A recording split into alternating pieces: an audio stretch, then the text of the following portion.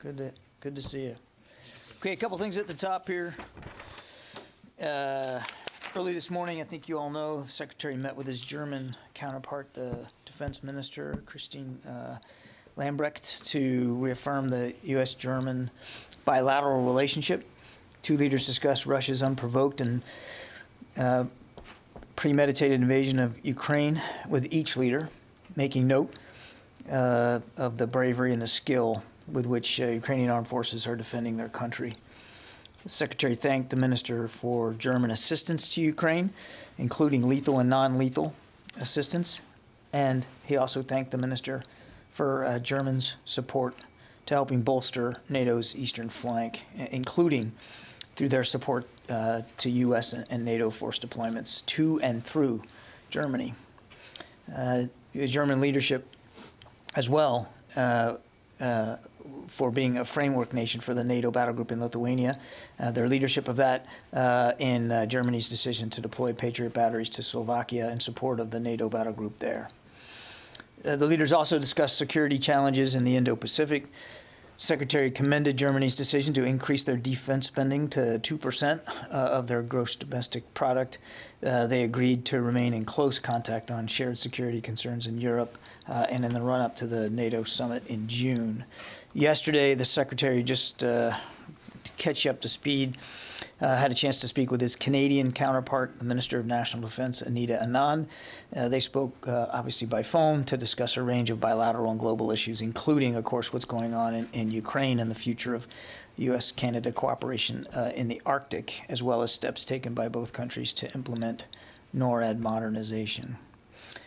Just a schedule note, I think you probably are aware, but on Friday, General McKenzie will be relinquishing command of U.S. Central Command to General Kurilla, and the Secretary will be going down there to officiate over that ceremony to note the incredible work that Central Command continues to do for our national defense, but also the leadership of General McKenzie over these last several years, and in particular just in the last several months with respect to leading a truly historic evacuation out of Afghanistan. So he's looking forward to that and to getting a chance to highlight General McKenzie's extraordinary military career as he gets ready to retire. With that, we'll take questions. Lita, you're first. Thanks, Don. Two things, please. Can you, there's been discussion about the Russian troops that have been sort of leaving the area surrounding Kyiv and moving towards Belarus. Can you give us a better sense of what the department is seeing? Is it dozens? Is it hundreds? And is there actual movement within Belarus of attempts to get supplies, et cetera, to them? And then my second question is, there's been a lot of discussion about Putin's advisors not giving him accurate information, particularly about the state of the battle. Does the Pentagon believe those reports? And do you have anything that you can point to that actually suggests that that is actually happening? Yeah, so on the withdrawal, we have seen over the last 24 hours the repositioning of a small percentage of the troops that and the battalion tactical groups that Russia had arrayed against Kyiv, probably in the neighborhood of 20% of what they had. They are beginning to reposition. Some of those troops we assess are repositioning into Belarus. We don't have an exact number for you, but that's our early assessments. None of them, we have seen none of them reposition to their home garrison. And that's not a small point. If the Russians are serious about de-escalating, because that's their claim here, then they should send them home. But they're not doing that, at least not yet. So that's not what we're seeing. And I don't know, you know, our assessment would be, as we said yesterday, that they're going to refit these troops, resupply them, and then probably employ them elsewhere in Ukraine.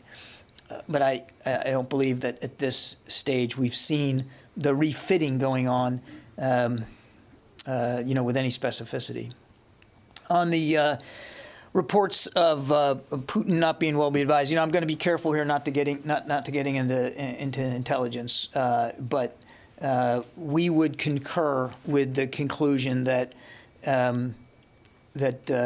Putin has not been fully informed by his Ministry of Defense at every turn over the last month. Now, I want to caveat that. We don't have access to every bit of information that he's been given or every conversation that he's had. And I'm going to be very careful here not getting into too much more detail on this. But I've seen these press reports attributed to a U.S. official, and we would concur with the basic finding. But I'm not going to get any more specific than that. Okay, Court. Can you talk, I just want to be clear on the repositioning, the 20%, you're not saying that all of those have gone to Belarus, and if not... I'd say less than 20%. Less than 20%. Less than 20% of what's been arrayed around Kyiv has now moved out. But all of those... Has now been, they've started to reposition. I don't know that I'd say all of them moved out. We've seen them begin to reposition less than 20%, our assessment on today. And we think some of them, not all, but some of them have already moved into Belarus. What do you mean by reposition then? Are they're moving further away from Kyiv? Yeah. Like how? Yeah, they're leaving. They're leaving Kyiv and heading more towards the north. Yeah, away from the city. And are they continuing as they're moving away? Are they continuing to launch attacks on the city? I mean, are they launching artillery from further away still? I mean, what would you characterize that? No, I think the troops that we're seeing move away, or that's their focus, is moving away. But we still assess, as we did yesterday, that Kyiv is still being attacked by bombardment, artillery fire, as well as airstrikes. There's still, as I said yesterday, I mean, there's still a majority of the forces that Mr. Putin put around Kyiv are still there. Now, as I said a couple of days ago, they're largely in defensive positions. We several days ago stopped seeing any advancement on their part. They weren't moving closer to the city. From a ground effort, there was no more advancing on Kyiv, but the airstrikes have not stopped, not at all.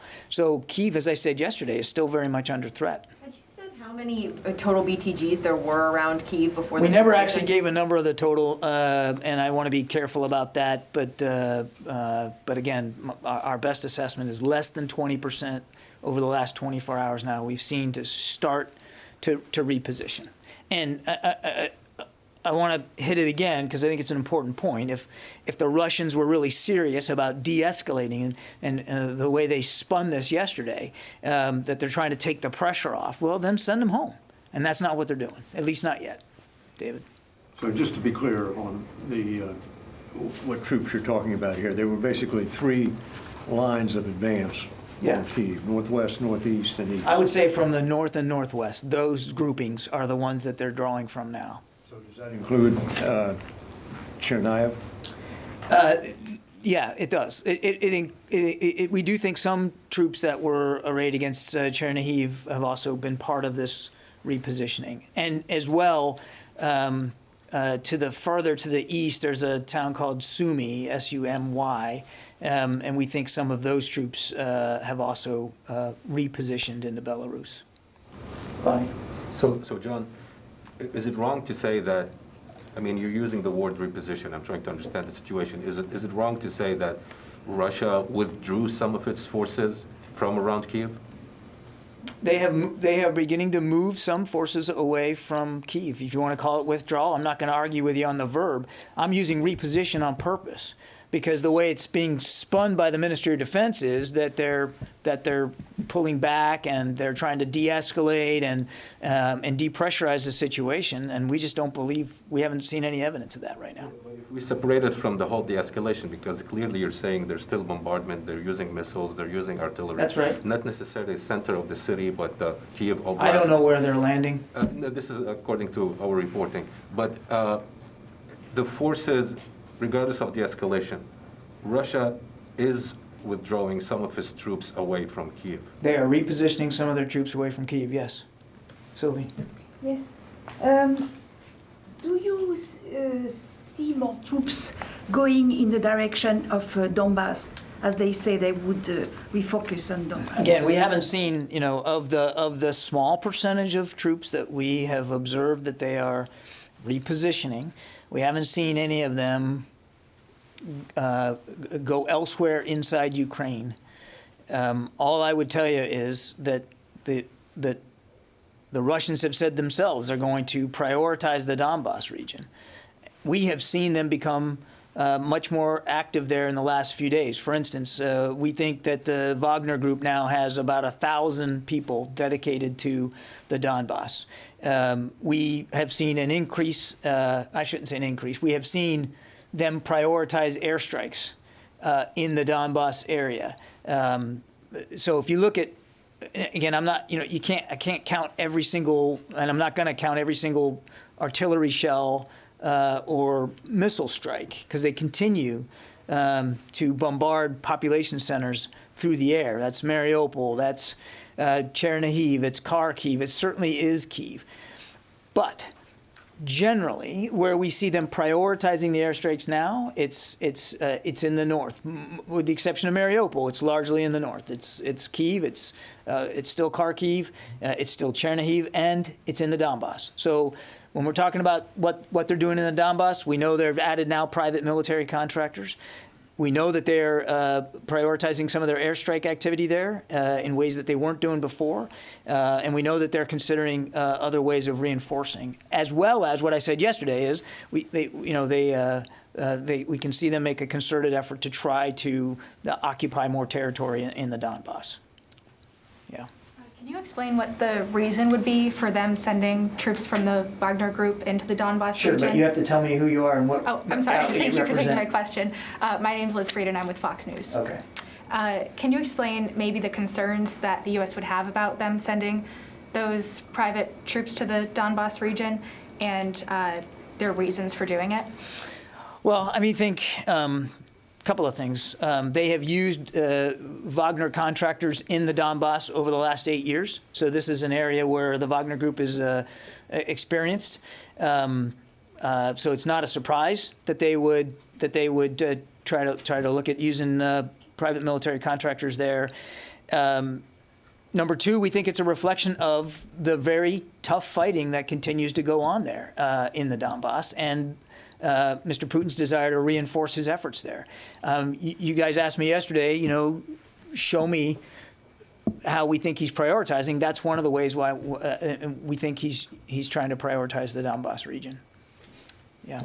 So the department has released its budget, and now we're in budget season. You'll be going to the Hill, justifying what you want to do with the annual budget. And I'm sure lawmakers will want to know what the department is doing vis-a-vis Russia and this new reality of Russia invading Ukraine and being an acute threat. What will be the department's response to Congress? How will it describe what it's doing to kind of counter this new reality with Russia? I think if you look at the budget itself, and the reason why we wanted to do a national defense strategy in concert with the budget was to show that the budget is strategically aligned with what we're trying to do in this department. And of course, China remains the pacing challenge, the number one concern for the department. There's no doubt about that. But as you said, we refer to Russia as an acute threat. You don't have to look any more than what you've been seeing over the last month to see the threat, the kinds of threats that Russia can pose to international security. And so, if you take a look at the budget and the investments we're making, for instance, in research and development and scientific and technology, $130 billion, the highest watermark ever for this department in terms of R&D investments. A lot of those capabilities, cyber, space, 5G, artificial intelligence, hypersonics. You look at all that stuff, and yes, it will certainly help us against the pacing challenge of China, but it absolutely will help us against what we consider the acute threat of Russia. Let me go to the phones here. Tara Kopp. Hi, John. Thanks for doing this. So with the movement of the forces away from Kyiv, are you also seeing a movement of equipment and artillery, or is it just personnel that's departing? Thank you. No, I mean, when we're seeing units go, so it's our assessment that they are also bringing much of their equipment with them, again, for refit, we believe, for refit and repurposing for future operations inside Ukraine. But look, I mean, Tara, I can't count every vehicle, every rucksack that these guys are moving with them. But it's our assessment that their intention is to reposition these units so that they can refit them for future operations. Oren Lieberman, CNN. A question specific to Mariupol. Given the destruction that you're seeing there, would you characterize that as the Russians carpet bombing the city or conducting a scorched earth campaign there? Or would you not use that sort of terminology in terms of what you're seeing? It's devastating what we're seeing there. I'm going to, I'll let experts decide how they want to characterize it or label it, but it is obviously devastating. You don't have to look any further than the imagery that your network is showing, as well as so many other news outlets, to see just how significant the damage the Russians are doing in Mariupol, and the devastating effects that it's having there on what can only be described as the civilian infrastructure, residential buildings, hospitals, recreation parks, everything. I mean, the place is just being decimated from a structural perspective by the onslaught of Russian airstrikes. Caitlin, Stars and Stripes. Hi, John. I'm just trying to break down some of the jargon I'm noticing in the budget and the NDS explainer. Can you just describe for us what's the difference between an acute threat and a pacing threat? Okay, we'll try this again. We call China a pacing challenge because in many of the military kinds of capabilities that we know we are going to need to respond to what is an increasingly aggressive China in the Indo-Pacific specifically, and the potential threats that those capabilities mean for us, that we're going to have to stay ahead of those capabilities. And again, you look at the budget, you can see the kinds of capabilities that we're investing in for the future to make sure that we are not just keeping a pace with China's military modernization, but that we are staying ahead of it. We are ahead of it now, we believe. We need to stay ahead of it. And as for an acute threat, what we're talking about here with Russia is this is a military that remains potent, and if you want proof of being an acute threat, a specific threat, a relevant, timely threat, if that's the way you want to describe acute, that's the way we would certainly look at it. Look at places like Mariupol. Look at the question that Oren just asked. You can see it for yourself that they're very much posing a threat right now in this time frame, acutely on the European continent, and that's what we refer to when we talk about an acute threat. Megan. General Walters at UCOM told lawmakers this morning that there needs to be some sort of repositioning of permanent and rotational forces in Europe. And he said that he talked to lawmakers about it. You've said in the past couple of weeks, the Pentagon, that's a discussion in the Pentagon. Is that part of the posture review that was completed last year? Can we expect in the next few months or this year any announcements about moving permanent basing around or having different kinds of rotational deployments in Europe? I'm not going to get ahead of decisions that haven't been made, but I think it's safe to assume that given what Russia has done over the last month and the ways in which the security environment on the European continent have changed, and I use that as past tense, not present tense, you can bet that senior leaders here at the department are going to take a look at our European posture going forward. Now, again, I can't tell you, when a decision is going to be made one way or the other, or what that's going to look like. But the Secretary absolutely wants to keep an open mind about European posture going forward, clearly because of the acute threat of Russia, and clearly because of the way the security environment in Europe has changed. So could it mean more troops, more permanently based in Europe? It could. But again, no decisions have been made right now. It sounds like this has been a discussion with UCOM for a lot longer than these last couple of months with Russia. Well, it was part of the posture review, sure. I mean, when we put the posture review together, we absolutely spoke to General Walters and our allies and partners as we sort of game that out. But of course, that was completed well before Mr. Putin decided to invade Ukraine. So we're going to keep an open mind, Megan. The security environment is different now. And however this war ends, and we don't know when and we don't know what that's going to look like, I think we are working under the assumption that Europe's not going to be the same anymore. And so, therefore, we probably shouldn't have the same outlook to our posture in Europe. Now, again, what's the blend going to be between temporary and rotational deployments versus a permanent posture? We don't have that figured out right now. The other thing I'd say, because it's really important point to make, whatever decisions we make, they're going to be in lockstep with the allies and partners. I mean, we're going to do this in full consultation because some nations are simply going to be more eager for additional U.S. force presence than others, and we have to respect that. Right. So my question is, this discussion's been going on a lot longer than just the Ukraine conflict. So have you already begun some of those consultations and those negotiations with those countries, keeping in mind that you've been having this discussion for a lot longer than just this year? Yes, we've had these discussions going on before the invasion, clearly. But in terms of post-invasion posture decisions, no. Now, look, we've been to Brussels twice in the last couple of weeks. The Secretary has visited Poland and Germany and Slovakia and Bulgaria. And in every one of those conversations, when he meets with his counterparts, there's a discussion about U.S. leadership in the region and what it means and what they want it to look like.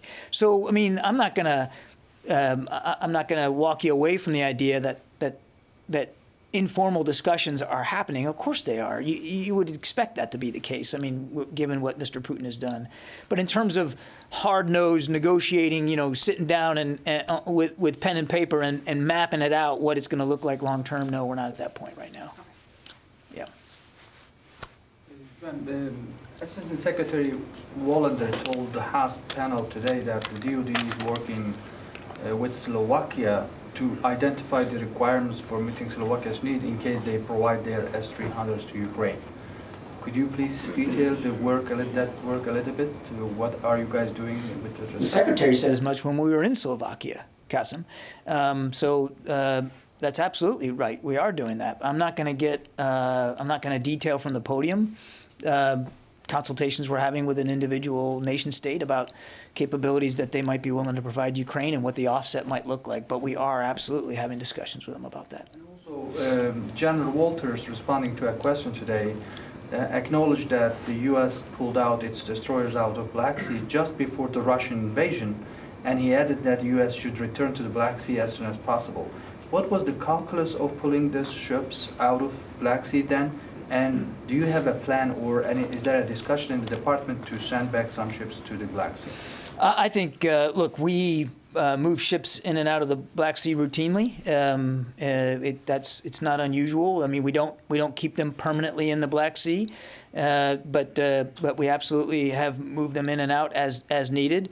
And it was deemed a prudent decision to do it as we continue to see an invasion is more imminent, to make it very clear to everybody that the United States was not interested in enforcing a conflict by some posture decision that we were making. So it was the prudent thing to do at the time, and I don't have anything to announce with respect to if and when U.S. ships will go back into the Black Sea. We watch and monitor this every day, and we'll make the best decisions based on what's in the best interest of our national security and that of our allies and partners as well. Over here, way in the back there. Kelly? Okay, yeah. Thanks. I know you can't go too much into this, but how dangerous is it that Putin is not being informed by his advisors on what is happening on the ground? And are we in touch with the top Russian military leaders yet? I know you had said that they had declined to engage just last week. Yeah, no conversations to speak to yet.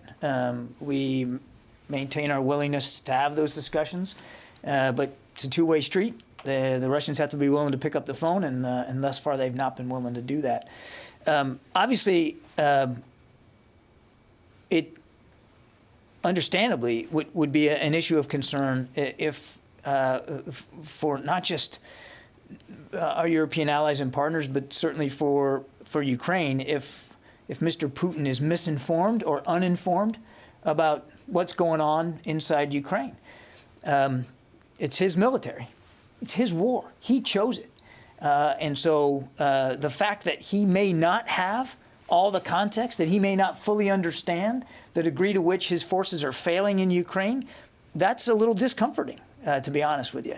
And it's certainly one outcome of that could be a less than faithful effort at negotiating some sort of settlement here.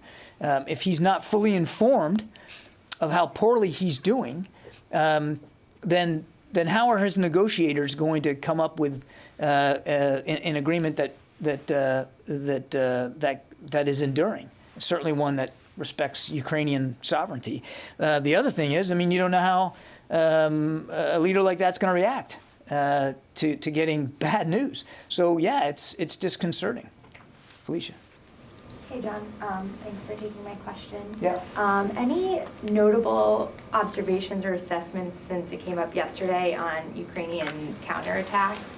And I'm wondering if you have, or like efforts to take cities back, and I'm wondering if you have some sort of, I don't know, top-line assessment about how they're doing overall. I don't have anything today in terms of specifics. Just broadly speaking, Felicia, we've seen them counterattack and retake territory to the west and to the northwest of Kyiv. As we see some Russian troops reposition and move away, we have seen indications that the Ukrainians are moving forward, as you might expect them to do. Where it's really notable is in the south. I mean, when we were talking early on, remember these are sort of three lines of axes that the Russians have used: north, east, and south, generally speaking. And in the south, they had made the most progress in the first couple of weeks. And now the Ukrainians are literally clawing back some of that territory, particularly just to the northwest of Crimea, so the Kherson area and the positioning of the Russians around Mykolaiv, which they now have lost a lot of footing there. So we've seen the Ukrainians very tough in trying to get back territory there in the south. Now, Mariupol, again, I don't need to tell you this because you guys are all covering it, but that obviously there is a lot of heavy fighting going on right there. We think that there are some Russian forces that are very, very close to city center. The Ukrainians are fighting very, very hard. It is the town is just being shellacked with airstrikes and bombardment, as we talked about earlier. Both sides fighting very, very hard over Mariupol. From a geographic perspective, clearly it's very important to both sides because of where it's located, right there at the southern sort of end of the Donbass region. I think it's 3 today. That's okay. You had 3 yesterday. I know. I counted. First, thank you. A clarification. You had said that there had been more airstrikes in the Donbass and increased activity there. And you'd said that there were still airstrikes in the Kyiv area and that they had pulled back. Would you call it a decrease in activity in the Kyiv area, or is there a significant reduction in airstrikes? Like, how has that changed, or has it changed, aside from the 20% that kind of pulled back? I don't, we weren't counting missile strikes on Kyiv, so I can't give you an honest answer in terms of like whether it was more today than yesterday. What I would just say is generally the city continues to be under threat of airstrike and bombardment. We are continuing to see that. So even as the Russians reposition some of their troops, and before that, before they started to reposition, they were in a defensive crouch, basically. They weren't advancing from the ground anymore in the city. But even with all that, we continue to see that the city is very much under threat from airstrikes. Okay, thank you for clarifying. Secondly, how many missiles has Russia launched into Ukraine at this point? I couldn't give you an exact number, but it's, as I said yesterday, it's definitely more than 1,000. Okay, and then finally, I apologize if I missed this, but when you were talking about the Wagner Group, do you know where they're coming from? General Townsend had told VOA earlier that there was recruiting going on in Africa. Can you tell us where they're coming from specifically? Is it Syria, or they being? I couldn't give you their roster and where every single employee of the Wagner Group are coming from. all I can tell you is that we do think they are going to prioritize the Donbass area, that we have indications that they plan to put 1,000 or so of their contractors in Donbass. Where they're all coming from, I don't know. We have seen indications that the Wagner Group is recruiting in places like Syria, in places like Northern Africa, Libya, but how many are of that 1,000 or so, where they're, I don't have that level of detail. The point is that it's just another example of how Mr. Putin is gonna throw more energy into trying to occupy the Donbass. Now, to what end, we're not exactly sure. Certainly, so far, he has not been successful in that either. But we believe that they are going to prioritize that part of the country. John, did you say Wagner is recruiting in Libya to fight in Ukraine? I said we've seen the indications that they want to recruit out of places like North Africa and Syria, yes. Specifically Libya? I said Libya, yes. To fight in Ukraine? Yes. Mike? A question about the 20%. Refitting a mechanized unit is a significant logistics challenge requiring maintenance, munitions, POL, everything. Are you seeing any examples of that happening with, you know, the support elements coming in to refit, or are you just assuming at this point that they will be refitting? Too soon. No. As I said, we've only just we've only just beginning to see this repositioning. It's a minor percentage of the total force that they had to the north and northwest of Kyiv, and we believe the intent is to in many of these cases to bring them into Belarus so they can be refit and resupplied. But it's just now starting, Mike. So I don't really have anything more specific to speak to. And look, Mike, I mean, we may never have that level of detail for you. I mean, it's we do the best we can to tell you what we're seeing, but we're not going to see everything. Yeah. How close are they going back from? You say the repositioning from. Well, I mean, look, I mean, again, they were again, Mike. I mean, we're only just beginning to see this. So we assessed that the closest that their advanced elements got to the city center of Kyiv was about 15 to 20 kilometers. So it's the forces that were arrayed around the hostile airfield that we believe those were the ones that have begun. They're the first ones to begin this movement north. But again, I couldn't tell you where they are on the road right now, or where exactly they're gonna end up.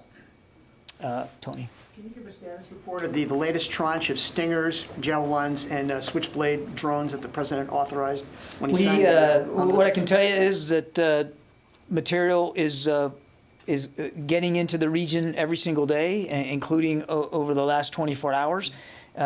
We are in the first half a dozen shipments of what will probably be around 30 or so of this $800 million that the president signed out. So it's already moving into the region. I don't have an inventory list for you, Tony, about how many are on every flight, but we're doing the best we can to prioritize the kinds of material that we know the Ukrainians need the most. And so obviously that includes some of these anti-armor and anti-air defense systems. But I don't have a shopping list for you today. Are those little drones starting to be they have not shipped in yet, but we think that will change relatively soon. I need to ask you about this acute, the use of the word acute. I know I don't want to be cute, but you've mentioned a few times here. I need to ask you this. General Van Herik, the Northern Command commander, said 5 days ago that Russia is the primary military threat to the homeland, and their focus on targeting the homeland has provided the model other competitors are beginning to follow. And then General Walters last year, about a year ago this month, said Russia is the primary threat, it's the existential threat against the United States. And I'm just asking you, acute sounds like a step down from existential and primary threat, and almost a deliberate attempt to de-emphasize Russia and overemphasize China. This is going to come up as an issue, so I'd like you to address it. No, it's a fair question. I mean, it's not about de-emphasizing Russia. Nobody's de-emphasizing Russia. We've said many times here, certainly you and I have talked about this many times. I mean, nobody's taking the Russian threat lightly, nor should we. Now, yes, they've underperformed. They've made pretty big mistakes in Ukraine. Planning and execution-wise, of course, they've also faced a much stiffer resistance than they anticipated. But nobody's shortchanging the kind of threats that they continue to pose. And you can see it for yourself. My goodness, just take a look at the video and the imagery coming out of Ukraine, and you can see the damage that this military is capable of exerting and causing. But the Secretary has been nothing but completely candid from literally day one that the pacing challenge, in his view, for this department is China.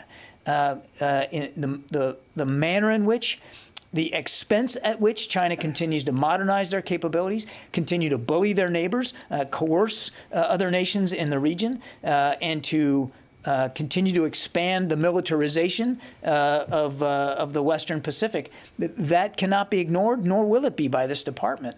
I know everybody wants us to rack and stack. We've been very honest. China remains the pacing challenge. Russia, we still assess as an acute threat. I understand the interest in the adjectives here, but it would be imprudent for us not to try to characterize the threat that Russia poses and to try to deal with it. And again, look at the budget. I mean, my goodness, how many budgets have you reported on? Take a look at it, and you can see that the kinds of capabilities that we're investing in are not just going to help us with the pacing challenge of China, but they will also help us deal with the threat that Russia continues to pose. Why are you mentioning that? The Nuclear Posture Review cancels the sea-launched nuclear cruise missile that the Trump administration pushed. That doesn't sound like beefing up to deter against Russia. You're cutting a nuclear weapon. What's the rationale for that cut? I'm not going to talk about the specifics of the Nuclear Posture Review. It remains a classified document, Tony, so I'm just not going to go there. But I'm not going to go there, except to say, look at go look at the budget we just submitted, and look at the billions of dollars that we committed, more than 30, I think, $billion, just to keep modernizing the triad. So, thank you. I should have figured you'd have the exact figure more than me, but nevertheless, more than $30 billion to modernize the triad. Nobody's sloughing off or taking for granted the fact that we need a strong strategic nuclear deterrent, and that we're willing to invest in keeping it strong. Yeah. Joseph Bush at Autobia English. You mentioned China being the #1 threat. I said China is the pacing challenge for this department. Can you talk about any conversations with Chinese counterparts in recent days here? And have you seen any signs or indications that of Chinese military assistance to Russia? Is that still a concern? You see no indications of Chinese military assistance to Russia. I don't have any conversations at the very, very senior levels of the department to read out. It's like Russia. It's not like we don't have a military-to-military, multiple communication channels to speak with the Chinese. It's not like there's a blackout there, but I don't have any conversations at the Secretary's level to speak to today. Alex Horton, Washington Post. Yeah, thanks, John. In testimony the last couple of days, there was some talk about the intelligence picture on the lead up to the war, and Walters, suggested that there could have been, gaps in intelligence, both underestimating the Ukrainian fight and overestimating the Russian ability to win this thing quickly. Have you guys started your post-mortem on that thing? I mean, it definitely has an end. Once the war started, you can close the book on it. So I know it's ongoing, but it seems like you guys can start doing an assessment of how, on one hand, you got it very right about their intent to invade. But on the other hand, you got it very wrong in your assessment that, Kiev would fall within days and the Ukrainian military would dissolve. Can you? Look, I want to make a couple of points here, Alex. This is not a war the United States is fighting. So I wouldn't expect that there'll be some formal after-action review, the way we are conducting one, for instance, on the last year or so in Afghanistan.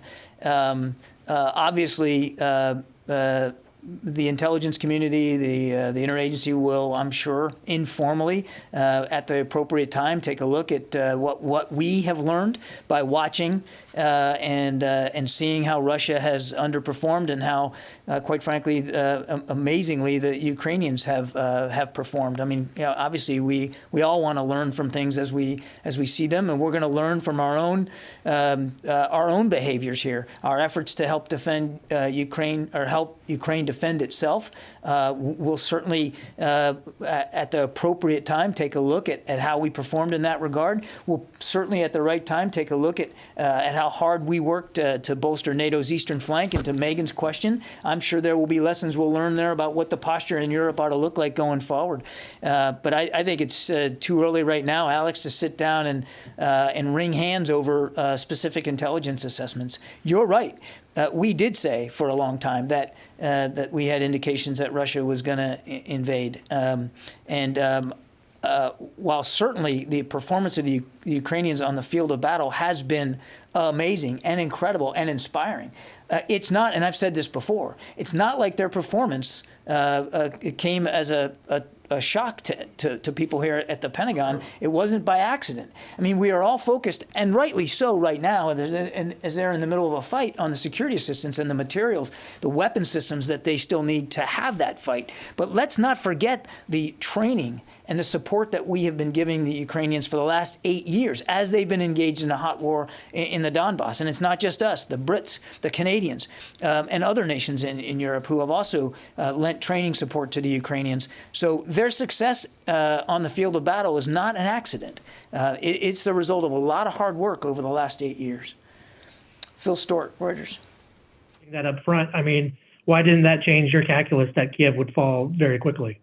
Get into specific intelligence assessments over Kyiv falling or not falling, Alex. So I don't think we ever publicly acknowledged a certain range of dates or hours or weeks with respect to Ukraine. I understand that there are officials out there that are talking like that and did talk at the time, but there was never an official position by the department about how long Kyiv would hold out.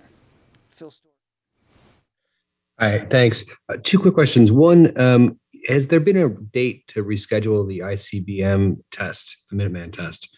And secondly, there have been a lot of videos out there filmed by Ukraine of Russian POWs. Have there been any discussions between the Pentagon and the Ukrainian military about any concerns that the Pentagon might have about doing that? Thanks. Rescheduled. And look, on prisoners of war, I'm not going to get into individual discussions and conversations with Ukrainian leaders over that issue. I would just say that that our expectations and the expectations of the international community is that all prisoners of war will be treated in accordance with the international law and the Geneva Conventions. John Ismay, New York Times. Hi there. Has the Pentagon determined what kind of weapon was used in the attack on the Mariupol theater, such as like an ice scanner, ballistic missile, or a cruise missile? And can you say which airfields Russian warplanes, both their fast movers and their heavy bombers, have been operating from? John, in all honesty, I can't answer either of those questions. I don't think we have details on the theater attack in terms of what munitions were applied, and I couldn't give you a list of airfields here today. I would just say that the vast majority, and I mean the vast majority, of air strikes that are being conducted in Ukraine, at least from aircraft, are taking off and landing in either Russian or Belarusian territory, and it's largely Russian. They're returning to largely, returning to base. Very, very few are actually being launched and recovered inside Ukraine. Yeah, I'll take one more, and then we're going to have to call it a day. Go ahead, Goel. Thanks, sir. Two questions. One, Ukraine was invaded by one of the most powerful nations on the earth, and Ukraine is a very tiny nation. The war goes on over a month. still going on. Is there anybody, any leader or any country or any prime minister or president who can tell Mr. Putin to stop killing those innocent people? Because when there is a war, only innocent people are the victims, not politicians, not rich and famous. And where do you put this war as far as Mr. Putin's invasion or Russia's invasion of Afghanistan and now Ukraine's? Look, I mean, President Biden has, on numerous occasions, had the opportunity to send that message directly to Mr. Putin. We all have, but President Biden has had that,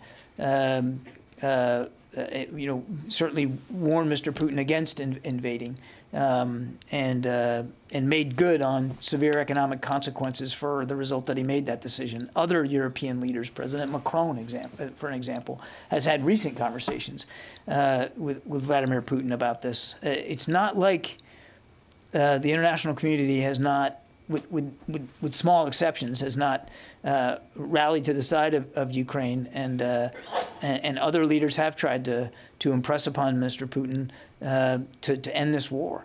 And I would just add, we've called it a war of choice. It absolutely was. He had diplomatic options left to him on the table before he invaded and as he invaded. Those options are still there. He just has to pursue them in good faith. And again, if they're serious about de-escalation, as they claim to be, then send those troops home rather than into Belarus to resupply. Did you have one more?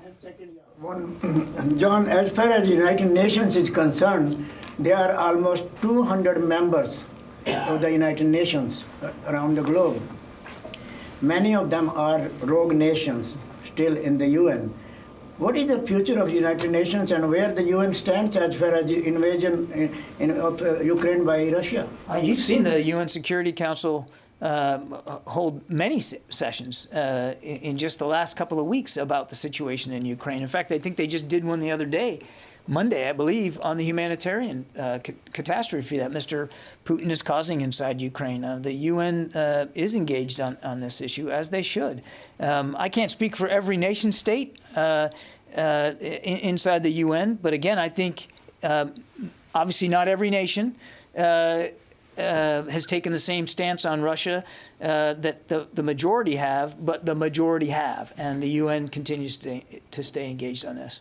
Finally, you think Russia and China should remain on the United Nations Security Council? That's not a decision for the Department of Defense to make, but I appreciate the question. All right, thanks everybody. Got to call it there.